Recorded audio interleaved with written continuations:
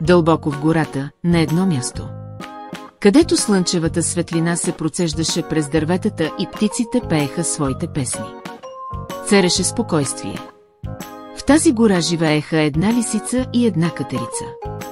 Те се хранеха с даровете на природата и играеха с радост сред звуците на гората. На един ден лисицата и катерицата решиха да построят къща, където да могат да прекарват повече време заедно и да се скриват в дъждовни дни. Те си представяха уютна къща на дърво. Идеята за построяване на къща на дърво развълнува и двамата. Но те имаха много малко представа как точно да я направят. Започнаха да обикалят гората и да обсъждат кое дърво би било най-подходящо.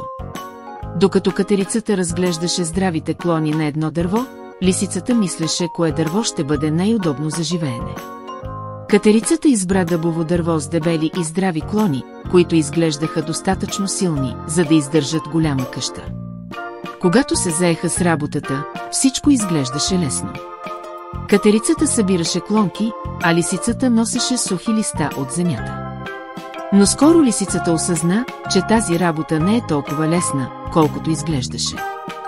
Катерицата неуморно подреждаше клонките и продължаваше да работи, докато лисицата, която се движеше побързо, започна да губи търпение.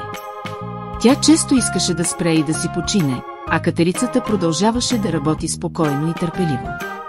С напредването на деня къщата беше едва наполовина готова и лисицата разбра, че тази работа изисква много повече усилия, отколкото си мислеше.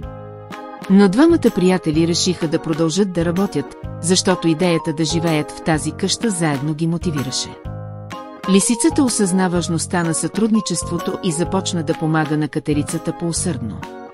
Вече не действаше прибързано, а работеше внимателно и организирано.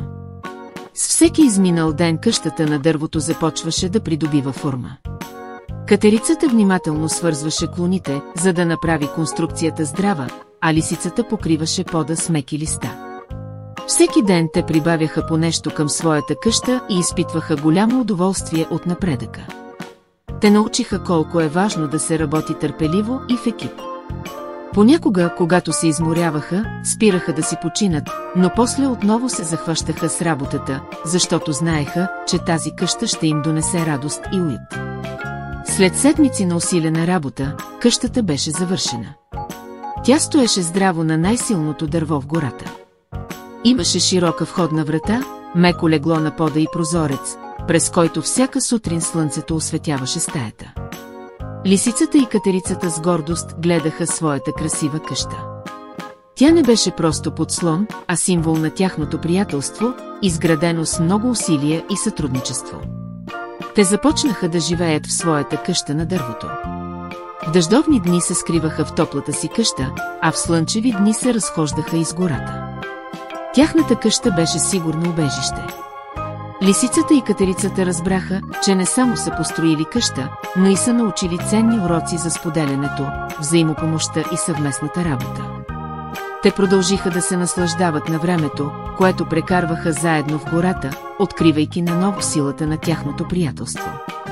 И така лисицата и катерицата продължиха да живеят щастливо в своята къща на дървото.